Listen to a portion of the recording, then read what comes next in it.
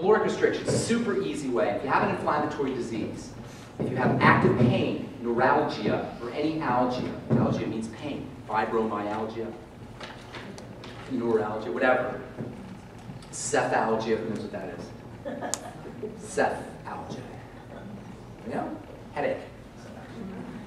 That's not easy. Anyway, if you have any kind of algia, there's no such thing as algia without inflammation.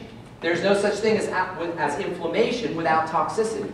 There's no such thing as toxicity without a digestive problem. So the cure for all algias is to begin, or just fast. That's one of the quickest ways you can experience the power of these ideas. If you fast, even according to WebMD, you go on WebMD's website, look up multiple sclerosis and fasting, or go to any website, go to PubMed. By the way, the good stuff is on PubMed and on scholar.google.com.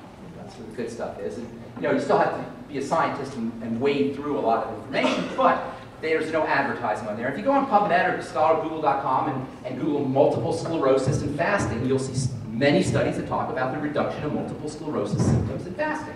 No surprise, it's inflammation. But it's not just multiple sclerosis, it's arthritis too. It's any kind of inflammation. It's any kind of pain. Something as simple as not eating. Now, we live in something called an empire of food.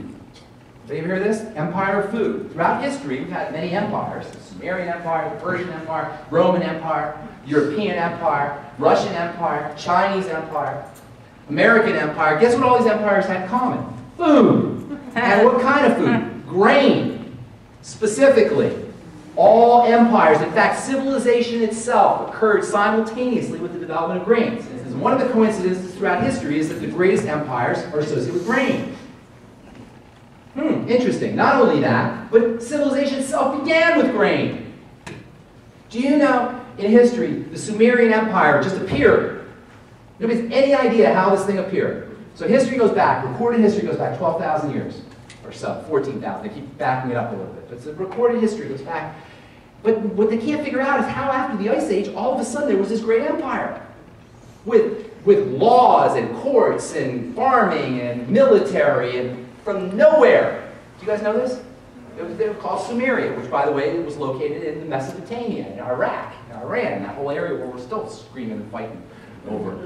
That's where it all began. It all began with grains. See, grains are tough to, grains don't just grow out of the ground. They've got to be irrigated, and there's got to be water, and there's got to be farming, and there's got to be people who do that, and people don't like to do work that much, you know? So they had to have slaves, and they had to have armies, and they had to have soldiers to make the people dig the ditches to grow the grain. There is a sordid, nasty relationship between our food supply and us. We're manipulated through our foods. And it's happened throughout history. There's this relationship between food and control. So learning how to marshal these behaviors becomes extremely important, but it's against the grain, so to speak. It's not in our path of least resistance. We're hardwired to eat. We're hardwired to eat. So we have to learn how to hack into our hardwiring to stop eating, and there's ways to do it. There's ways to do it. You see, we are driven to eat chemically, and there's ways that we can control that chemically. When you give your body certain key nutrients, your appetite switch shuts off. And when you give your body other foods, your appetite switch goes up. So if you're trying to practice caloric restriction or intermittent fasting and you're having a hard time, there's a couple things you could do. Here's one really easy hack into your chemistry. Use fat. You know how they were all low fat, low fat, low fat, but as low fat, low fat, low fat, we get more fat, more fat, more fat? It's because fat acts as an appetite suppressant. Fat acts as an appetite suppressant. But fat is, you have to be very careful with fat. You have to make sure it's a good fat, a whole fat, an unrefined fat, an organic fat. Fats are very powerful, but they're also very dangerous if they're processed and they're manipulated and they're changed. And that's what's really happened to most of the fats that we ingest. So fat gets a bad rap, but if fat's done correctly, it's an amazing appetite suppressant switch. So is salt. And what else are we told not to eat lots of? Salt. Between salt and fat and sugar, you have three of the most important appetite drives you can have. So if you try to restrict yourself from salt and fat and sugar, as soon as somebody puts salt, fat, and sugar in front of your face, you're going to go for it. If you are restricted in something that you need that badly, as soon as you see it right in front of you, you're going to go for it. So what do? You become proactive. You take preventative measures. You give yourself salt and fat and sugar in a healthy way. You take broccoli and you steam it. And when you steam broccoli, or Brussels sprouts, or cauliflower, or when you braise it lightly, like roast it kind of lightly, you don't want to do too much, you release the sugar. And then you put lots of butter on top of it, and you get your oil.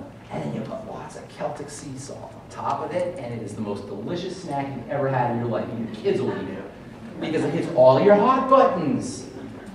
It hits every one of your hot buttons, and you'll be satisfied, and you'll be full. And you won't feel deprived. Oh, here it is even better. There's another, salt, sugar, and fat are really important, and we're driven for that, but there's an even better one. Maybe not even better, but equally good. It's called umami. Anybody heard of umami? Umami, they used to tell you there was only 4 tastes. There was salt, bitter, sweet, and sour, right? Well, about 100 years ago, a little more, maybe early 1900s, they discovered a 5th flavor. And it's called umami. Umami is known as savory. And it's the flavor of breaking down protein. Chicken soup. How would you describe the flavor of chicken soup? It's not sweet, it's not salty. It's a little salty, you can put salt in it, but if you don't put salt in it, it's not salty. It's not sour, it's not bitter. It's umami. It's savory. And this is a hardwired drive. Just like we love sugar and salt and oil, fat, we also love umami. We can't get enough umami. In fact, umami is so powerful that companies, evil companies, have figured out a way to chemically induce umami. Umami, savory, chicken soup, bone soup, brisket, beef. It's wired into us to like these kinds of flavors, these umami flavors. Companies knew this. And when they started delving into chemistry, one of the first things they did when they started to delve into chemistry, at the beginning of the late 19th century, middle 19th century to the 20th century, one of the first things they tried to do is figure out how to manipulate humans' brains. And the Japanese were very good at it. They came up with a wonderful way to come up with a chemical that would trick your brain into thinking it was umami, make your brain very happy, excite your brain into thinking that it was having the most delicious umami filet mignon ever when it was some kind of canned something. And it would excite your brain into eating it, but because your brain is not supposed to be excited artificially, it would be toxic. It's called excitotoxin, and it's also known as MSG. Have you ever seen hydrolyzed protein on the label of something? Yes. What is a hydrolyzed protein? It's a cooked protein. It's a broken up protein. It's an umami. It's snuck into the food, but you know what? We can make our own umami. Chicken soup, bone soup. Who doesn't like chicken noodle soup? Forget the noodles even. Who doesn't like the chicken soup? Who doesn't like the chicken soup? Anybody?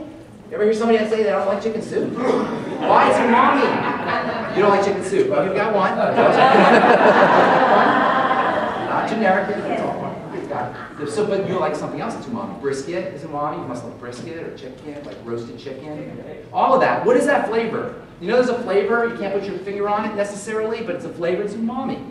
So you hit your umami buttons. If you can't, if you think you can't, or this is suffering, you think that appetite suppression or caloric restriction or intermittent fasting is suffering, go umami. Indulge in butter. Indulge in salt. Braise your veggies. You see what I'm saying? There's lots of ways that you could do that. In any case, this is the first step. The next step is to stabilize the blood sugar.